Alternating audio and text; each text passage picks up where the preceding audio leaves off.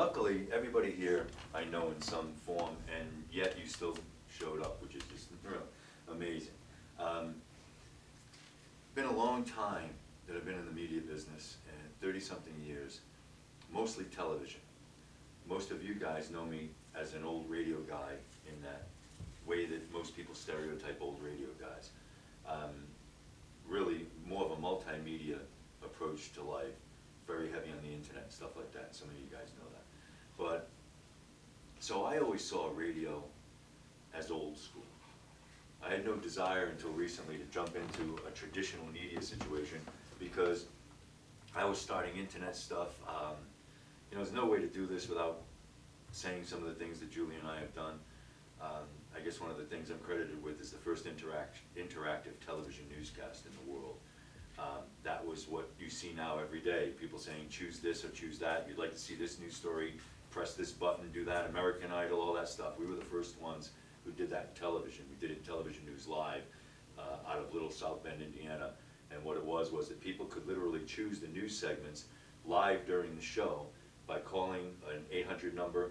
They would feed in who won. We'd get 3,000-4,000 calls in 5 minutes in Little South Bend.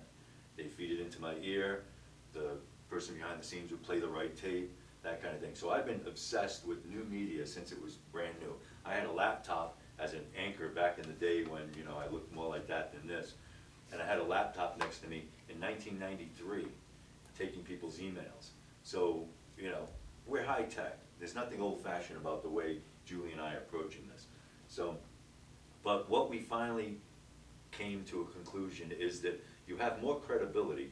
The high-tech world is moving too slow. I started a lot of video online and it was this little box and it got people frustrated. Now there's people who are still just learning it. You don't have mainstream credibility no matter how good you are if you're doing just the internet.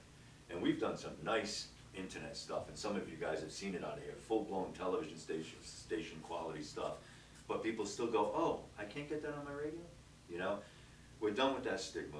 And I watched the market for a long time and said, there's no room for me, there's no room for me, there's no room for me.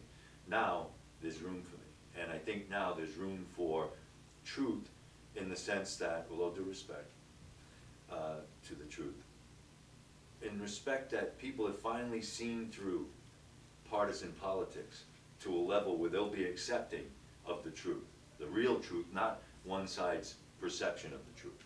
So we're going to walk through something that can be kind of fun and light of why now. This isn't Jim wants to be back on the radio, so now be a good time to do that. There's an open opportunity in Tucson, Arizona that did not exist 5 years ago and probably won't exist 5 years from now. And I'm going to take it out on a limb. Very few cities around the country I could do this because they have a heritage station that's working quite fine, and I'll get into that a little bit later.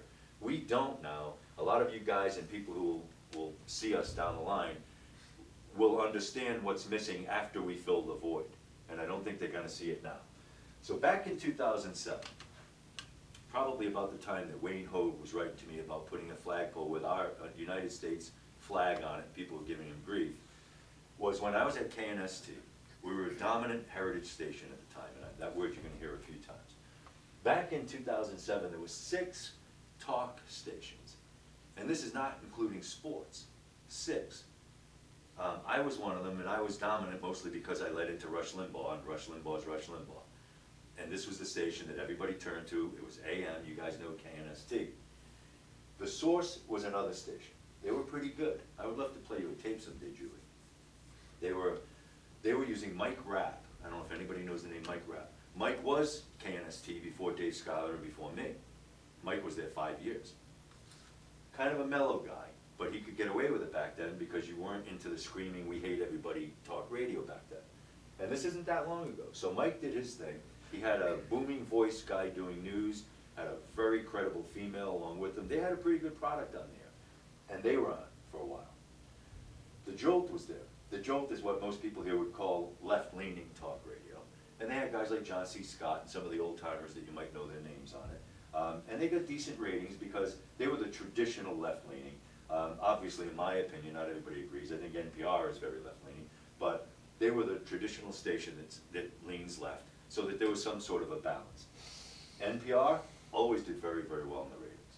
You don't even see them in the ratings sometimes, but they're usually, they might even be #1 now in some ways. They were #2 back then, at least by the numbers that I'm looking at. And that's it for people who don't know. It's National Public Radio, and it's that thing that you joke about because they talk like this. And they say, we'll tell you about the news coming up. Somehow they survive with it. KVOI had just started out back then as a news talk situation, and we'll get into them a little bit later. They've never had rating success, but they were a player in there. They perceived themselves to be pro-business. KNST was the dominant heritage station back then, and the truth just started out, and I purposely didn't talk to Julie Brinks about this because I don't know if it was yours or not, but at the time they did something very odd, in my opinion. They did a sort of tryout live on the air. It's not me. And that was before Julie. I fixed them. And they just had different hosts every week. So we kicked the daylights out of them because nobody knew who the person was. They finally settled on John Justice, who did well for himself. Thank you, Daniel, if you want to rip that up. So that was 7 years ago, okay? You couldn't, I can't see how you could come into this market 7 years ago and do what we're doing right now. The ratings back then, now these are overall station ratings, and you know what ratings is, percentage of audience and things like that. And all you really need to know is one number is bigger than another number. It's how many people are listening to the radio at that time and the percentages on it. The source was getting a 1.2. Now some of these are deceiving because the morning show always gets the dominant numbers. So sometimes there'll be a station that has a great morning show but nothing else, and the rest of the week programming will pull down what we call the overall station rating. So you got to take that with a little bit of a grain of salt. But the source was getting 1.2. The Jolt, they never got great ratings, 1.0. National Public Radio, 4.1. KVOI, 1.2. KNST, 5.8. The Truth had just launched with the Revolving People at that time, and they came out to the marketplace and just started to build, and they've since built to be tied for #1 with KNST. The two guys, the two competitors that we'll be going after. This is from... Yeah, thank you, Danielle. The KVOI number has never been that high since they went to News Talk. They actually had music before. Hey, Mike, come on in, Mike. I'll do a quick introduction. Man, thank you so much for making it. Mike Bernstein, I'm gonna give you a quick around the room, okay? Mario Bedoya, that's Jay Dobbins. Mario Bedoya, Joe Brower, did I say his name right? How you doing, Joe? I just learned it. Matthew, I don't know Good what to meet his last name is. Wayne Hogue, Hi, Wayne, how are you? and Julie Brinks, Hi. and Danielle. Mike, have you met Danielle? Don't Okay, believe so. Danielle, okay. Hey, thank you, Mike, I appreciate it. Mike, worries. Sorry I was late. I mixed up my times, and I appreciate him showing up. So those were the overall station, and like I say, KVOIs actually were weaker, but that was the music leading into it. So the dominant station at the time, KNST, one of the reasons Julie Brinks and those guys went after me, I had no competition. I was just having a blast every morning. There was nothing, I didn't have to worry ever about what we did or said for 5 years. And finally, and I was going to my bosses and saying, please come out with an FM. FM, man. And they would say, no, we're the Heritage Station. And I'd say, I lived here 7 years. I've never turned on the AM dial one time. And I'm old. So imagine the young people. No. Nobody could ever beat KNST. You knew that arrogance, right? So KNST was dominant at the time. NPR had its own separate audience. The Truth, their mission was to unseat at least one of us, okay? Now, we're in present day, and this is why the landscape has changed. And for the first sheet, for Mike's benefit, there were 6 talk stations plus sports. So 7 talk stations at the time. Here's the situation now. KNST, product is weaker. The heritage of KNST is gone. What I mean by that is, if there's a big fire, you see a big crash over here, you'll do anything else, internet, anything, you're not gonna go turn on KNST for their team of news people that doesn't exist anymore, it's just not there. Guy in the morning's a young guy, he's new at the craft, no credibility, no journalism behind him. So they're doing okay because Rush is after them, but really it's a dogfight between The Truth now on FM and KNST. The other asterisk, which put me over the top, I was in the middle of already talking about all this, KNST did something that they're now calling the experiment, which is pretty, you only call it that after the fact. They put their product on FM. They did it for less than a year, right, Julie? What, 8 months? What, not even. Something like that? Yeah, something And then they like that. suddenly, they realized they didn't get immediate ratings growth, so they suddenly pulled it and they went, what, country with that? Everybody goes country, right? So they actually gave the perception in a city, which to me is a cardinal rule, you don't do this, that they're shrinking. You know, that's the danger in doing an experiment. Say, we're going FM is where it's at. Oh, never mind. You know, that doesn't work. So this just happened. This is what, 7, 8, 9 weeks ago, maybe 10. The truth, host John Justice, who is now, I can say, kind of a friend of mine. We didn't like each other very much at the beginning. John was doing outrageous stunting. I was trying to be the credible guy. We blasted each other on air. It was pretty bad, but we've since become friends. But John is one-dimensional. You will, if you love John, you will always listen to John, because John is more right-wing than maybe even you guys. I mean, John is, you know, and he knows the game, and he's learned it, and he fits into a structure. So he has a percentage of the audience. He'll probably keep 80% of them no matter what we do, but he'll never blow away the whole market. It's just not gonna happen. So now, again, we waited enough time for people to figure John out. Some like him and stay, some say he doesn't do it for me anymore, and that's about where we are with him. KVOI is doing something interesting. When I was on KVOI for a short stint as an independent broadcaster, it's not anything bragging to say I was the top rated show there, because they didn't have great numbers anyway. But when I left, they put Dennis Miller back. Now they took Dennis Miller off, and Dennis had a following of some sort. He still got lower numbers than I did there, but they put him at late night, and they added this woman who has a Hispanic last name, and maybe that's why, who's one of the Fox News babes, for lack of a better way of putting it, but no one knows her. So they're starting, and this is an 8 to 10 slot. This is a key morning time, drive time, and they have someone who no one knows who's national, and local always wins. So they already have less than a 1 rating, and that's gonna sink for a while. Maybe they'll do, if nothing changes the landscape, they might build a little bit. They're never gonna compete with the top 2 guys, in my opinion, like that. The Source, Mike Rapp and all that, off the air. They're back to music, right, I guess. The Jolt, back to music. They were left-leaning, they went back to music. A couple of the hosts that were at the Jolt went over to KVOI. Again, what's the old-timer's name that I mentioned, and I forget what it is, but anyway, so they went. So there are 2 less stations from when the first FM, Julie Brinks' first FM, The Truth, had to try to break in and make a name for themselves here. So 2 less stations, a watered-down leader. I'll tell you as we go over to Julie and numbers and things in a little while, that this venture can make a profit, and Julie is gonna take a real strong, this is not a rah-rah cheerleader approach at all, boy, this is gonna be a very conservative. If we're number 3, but close to the top 2, we'll make a profit. I don't say it in front of Julie much, but I wanna crush the top 2. So I'll take saying, hey, we'll be in their ballpark, okay? Giving me 2 or 3 years to do that. Is that Harmon? Yep. All right, you can just tell them we'll be with them in 2 minutes. We're about there, right? Okay, so we come in with a proven host. At least I'll get some people, okay? Some people. People who are frustrated with the no left side, people who are frustrated with the right side that's not open-minded, and we'll be able to get there. So we have that. We have a slightly improving economy, and she'll talk more about that, but more like 1 to 2%, but it's not going down from '08.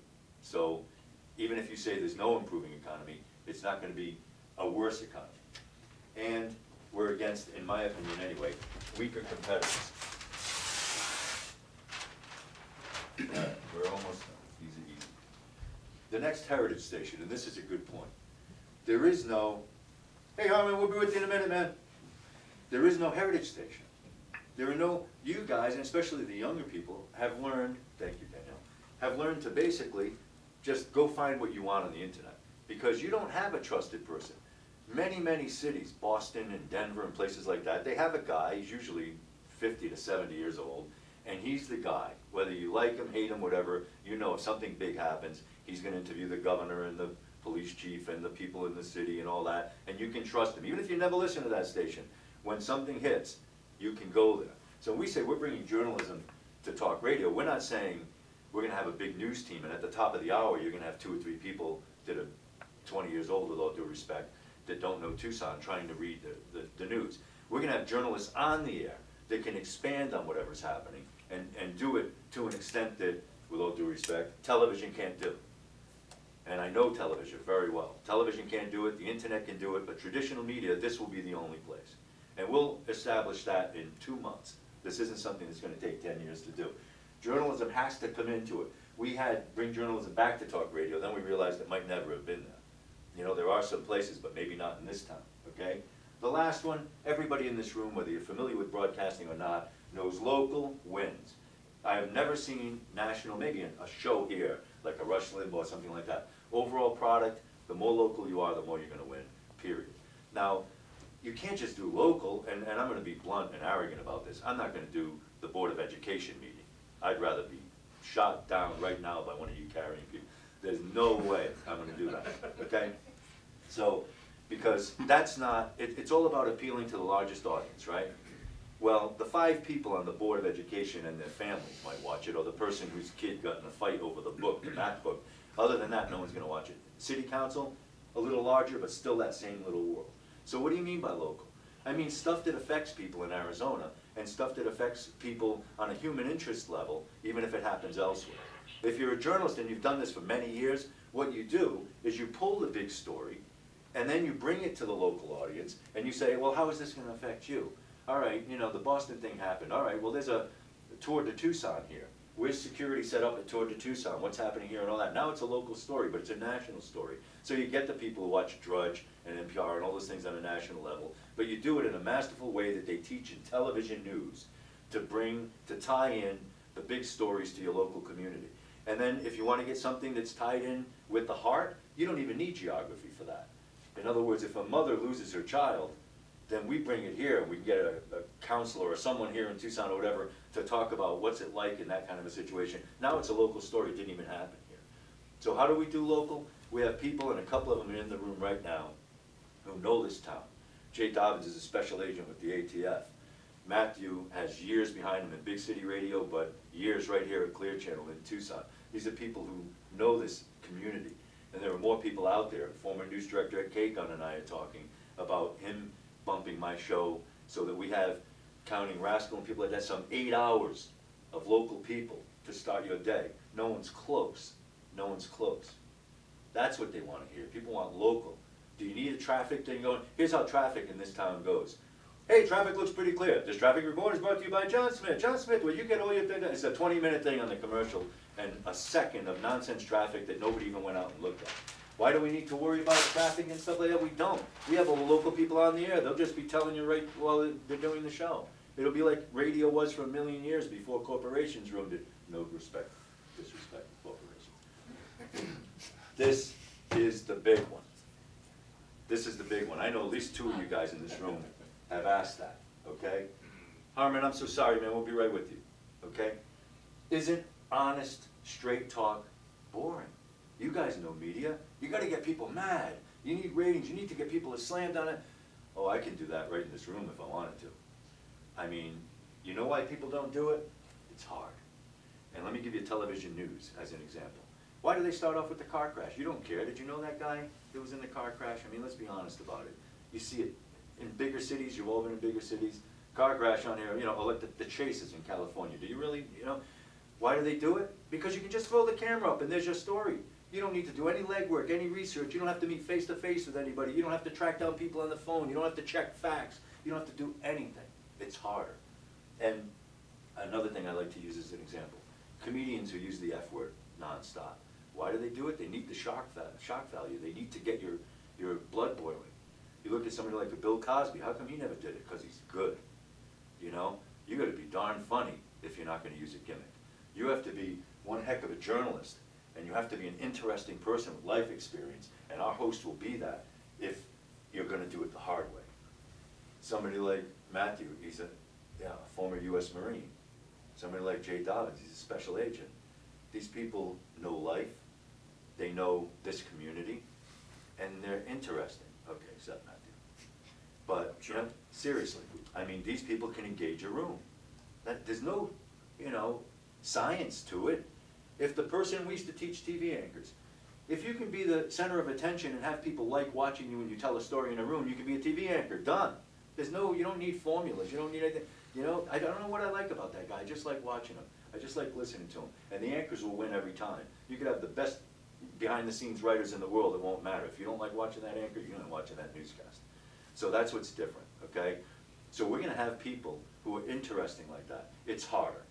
And if I'm gonna talk about an issue, and I'm gonna engage somebody on the right or left, I'm gonna say, you know what, Bob, that's a real good point, but here's why I don't agree with that, because this. And if he says, hey, then we're gonna agree to disagree, I'm gonna say, all right, man, have a great day, and we're gonna laugh and do something funny after it. I'm not gonna say, you're a jerk or an idiot. With all due respect, the spot that John Justice has now just has him saying, you're an idiot, you're stupid, you're an idiot, over and over. That's the commercial.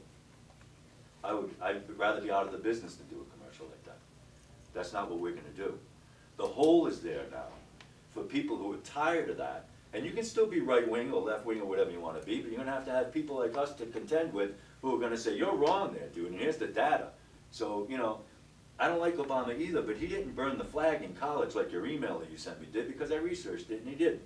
You know, you deal with the facts, I'm sorry, it's much easier to have it black and white, but sometimes the facts get in the way. That's what we're gonna do. The people are gonna be hungry for it, and that's why I think it's gonna work. And we're just about there. Why this station? Real quick. We looked at 4 stations. One of them we didn't really look at. It was too small. It was in Vale. There were 3 stations that we took a look at. I started looking at them. We brought Julie in. To have Julie connected to this project is just a dream. Julie's done, and when I introduce her, I'll tell you, but she's done acquisitions for years.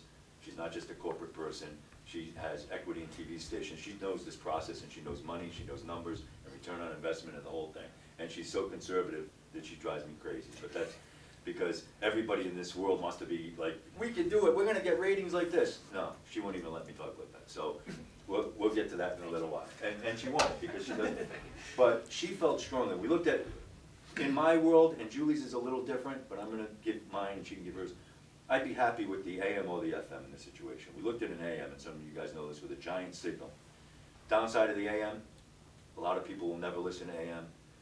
There's interference in certain places, but there's one big downside to the AM. If you're gonna dump it in 7 years, and that's not our intent here, but if you had to, it's hard. A lot of people are afraid to get AMs. The FM, whole different world. Really, really, really should be able to sell the FM if we have to, 7 years into it, for more money than we bought it. FM is gonna hurt the truth more than an AM would, because when people come in the military here and they're 24 years old, and they wanna look for talk because they're conservative or whatever, they only found John Justice and the Truth. Now they're gonna say, oh, another FM. Another thing the FM does, KNST is now off FM, that makes them look bad. KVOI has low ratings and they're on AM already, makes them look old fashioned, their hosts are all older than me, believe it or not. So it's a good position to be in. Costs more money, and she'll talk about this later, but it's on a note, so it doesn't mean more investor money. It just means that we have to pay a note before we own the thing. So she'll get into all that kind of thing. So of the 4 stations, one we ruled out immediately. One is a combination AM, FM, but it has translators, and you'd have to teach people 3 groups of numbers, and it's a little trickier. Could we do it? Sure. The price is lower. It's $1.25 million, but harder. We found sort of a gem. It's got a slightly better signal than the Truth. It will be I think it's fair to say, and she can, it should be the best signal of an FM talk station in Tucson. Going in with that is gold, as far as I'm concerned. I can't wait to get my hands on it. So that's where we stand. The exit strategy is the reason, that's it, right? So thank you. Now, the people in the room real quick, and we're gonna talk to Harmon for a minute, and I can't wait to talk to Harmon. Wayne Hogue, Jay Dobbins, Mike Bernstein, Mario, Joe, Matthew, and Julie. And I love all you guys, but before Jay Dobbins handed me this card today, I already had this old card from Jay Dobbins. And no one in this room knows this, but this is the only card. I don't carry a police thing in my pocket. I don't carry an emergency thing. I don't have my wife's phone thing in there at work. Because if some guys are chasing me, I don't care if they're good guys, bad guys. I don't care if it's the IRS. I don't care who it is. I'm calling Jay Dobbins. And I'm going to say, Jay, what do I do? What do I do? There's somebody about. That's why I carry it. I never told him that till today. That's why I carry Jay Dobbins' card in my pocket, so now I have 2. Thank you very, very much. Expecting a lot of calls. Look, I want to thank this guy, Harmon Kaslow. I'm going to speak out of school for 10 seconds. There are 2 people in this room that Atlas Shrugged had a major influence on their lives. We have some great business people in this room, and as you guys get to know each other, There it goes. hey, that's okay. See if you can get that going. Wayne Hogue and Mike Bernstein have both come to me separately, and told me that Atlas Shrugged was really instrumental in the way they approach life. The book by Ayn Rand is sort of legendary, but the only guys who have really pulled off the movies and did it with the proper publicity and really risk, Harmon Kaslow and the folks that put on the films. And I mean, this is all about, we don't grow up realizing this is all about people taking chances. There are people in this room that took chances. And the reason that people can put food on their table at home, whether they're the grunt of the place or the giant executive in the place, is because men in this room, and women, because she's run businesses that she ran too, took chances. And why live any other way? I mean, I could go get a job. Julie said to me, and I'm going to just say it, why don't you just go apply at this stage? No, time for me to do what these people did. Time to say, well, I got to do it. If someone else isn't going to stop, I'm going to do it. You'll see when we look at salaries and stuff, I'm not trying to get rich. I want to do something. And there are people in this room that are sitting in this room because they appreciate that. Harmon Kaslow's, I mean, there were people blacklisted in Hollywood because they were actors in his film. So I want to welcome you. Harmon, man, thank you so much for waiting and for spending time. You probably can see some of these folks, but go ahead. They should be able to hear you. You're changing it up a little bit, right? People always asking why you changed the actors in part two. That's a good question too. I mean, the reality is that when we were under the gun to get the film into production, at the risk of losing John Aguilera, losing the rights, John had invested nearly $10 million at that point. So he had a large motivation to try to retain the rights. It just was impossible for us to try to get the movie into production and at the same time lock down the cast. So, and it wouldn't have been fair, really, at that point to try to assess, well, what would these people be worth in parts 2 and 3. And so it was very difficult and challenging for us to put the movie together as quickly as we did. And so one of the things that just didn't happen was we weren't able to get the cast. But as we evolved through the process, one of the things that's important for people to remember is that really the heroes in this story, they're superheroes, and it really isn't about the person playing them as much as whether or not we have captured the essence of what Ayn Rand wanted that hero to represent. So it's really more than just trying to choose a particular person. It's about trying to choose somebody that can really portray the role as accurately as possible. Harmon, one more from me, and then anyone else wants to jump in. Sure. How has it changed your life in the sense that people approach you and say how the book and the film changed theirs?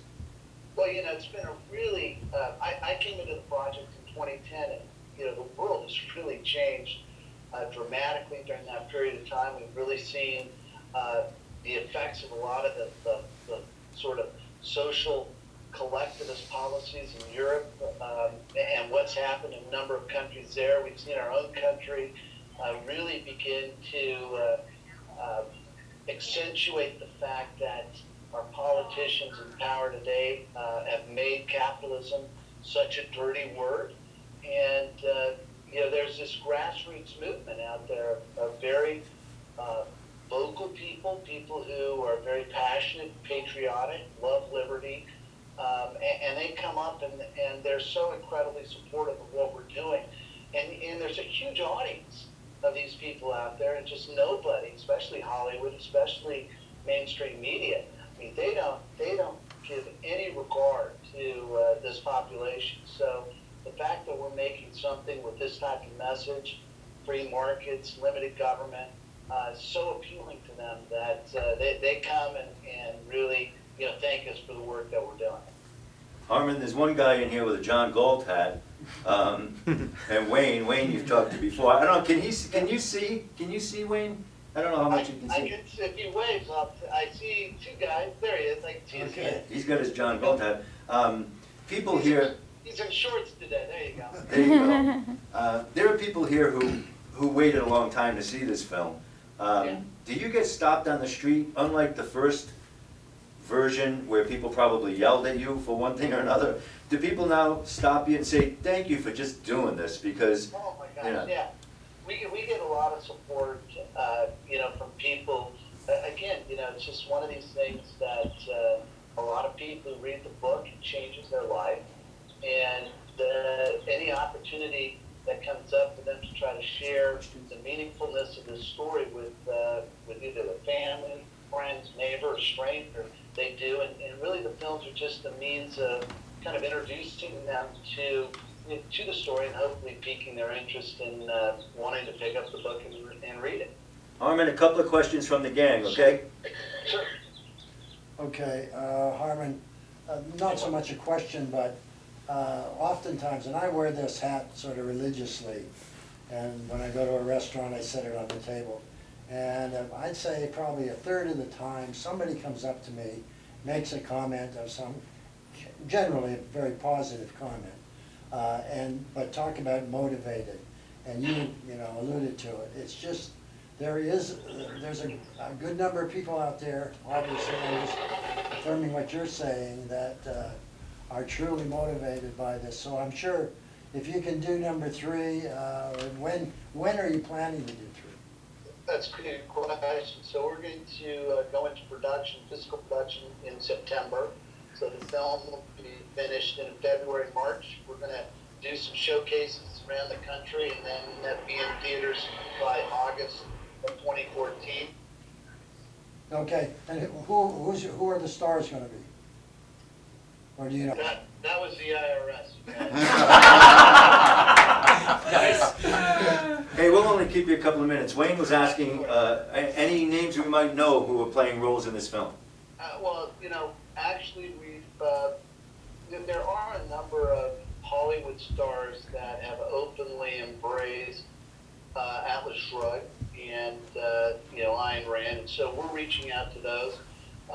One in particular is Rob Lowe, and so we think if we bring in somebody with that level of marquee, that just sort of opens up our audience a little bit more. But really, we're just focused on making this movie, especially this part 3, really for the people, that love the book, and give them a chance to go to the theater and really kind of feel, what Ayn Rand was writing about when she wrote Atlas Shrugged. Have you gotten an opinion from Boyd on it? John Boyd? On who? From who? John Boyd? Oh, no, I mean, he's probably too old. Yeah. For any of the characters in there. The challenge is that we have to cast around the Dagny Taggart character. So whoever we choose to play that role, it needs to look realistic that Galt, Reardon, these other heroes in the movie, would have a physical attraction to one another. I meant more from a support standpoint. He's probably gung-ho for it. Yeah, no, that's a good suggestion. I mean, I think what we're really looking for is, people, what we call influencers, who Right. sort of openly embrace what it's about and can speak to a larger audience. It's kind of twofold for us. One is it helps market the film, but also it allows them to become sort of part of our process, which is something that we're really trying to do for part 3. But listen, the reality is when we started this project, the economy in California is just hammered. I mean, probably the highest level of interference the government has in anyone's life exists in California. And so, business is down. And when we were able to put together the cast and crew for these, we were able to find people who really did, believe in what the book represented. So that was good. But we are not going to film in California part 3. We're going to film probably back east. Yeah. Hey, Harmon, thank you very much for your time, sir. We appreciate it for your effort. Hey, my pleasure. We'll talk to you And soon. Wayne, stay in touch. You're a big fan and a true hero of ours, so I appreciate you reaching out to us. Thank you for lying. I appreciate that very much. Thanks. Bye, Harmon. Have a good one. You too.